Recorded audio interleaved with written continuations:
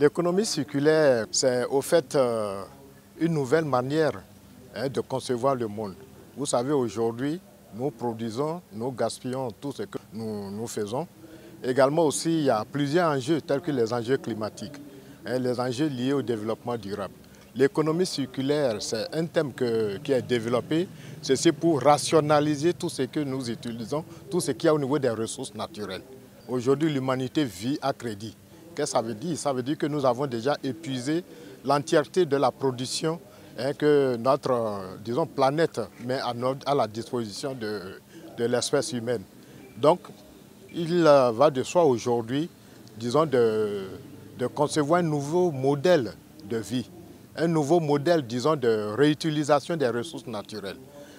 Les déchets ne doivent pas être perçus comme étant des déchets, mais comme étant des sources que nous pouvons réutiliser. À titre d'exemple, vous savez que les déchets ménagers aujourd'hui sont transformés en énergie, réutilisables ceci pour la communauté. Donc l'économie circulaire prend en compte tous ces aspects-là et l'objectif visé, c'est le développement durable.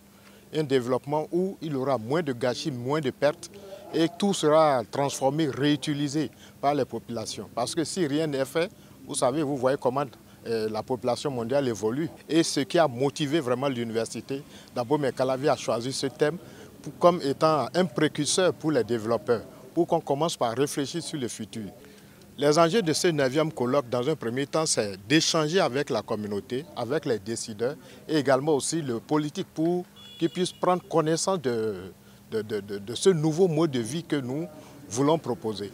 Et dans un second temps aussi, c'est de partager les différents résultats de recherche, les différents modèles développés déjà par rapport à cette réutilisation des ressources et consorts comme on a eu à le présenter pour une société plus viable. Il y aura plusieurs communications, aussi bien des communications plénières et également aussi des communications thématiques. Ça serait l'occasion pour toute la communauté scientifique d'échanger sur des cas de réussite dans certains pays et également aussi de voir avec tous les participants les modèles que nous pouvons appliquer, adapter dans nos différentes régions.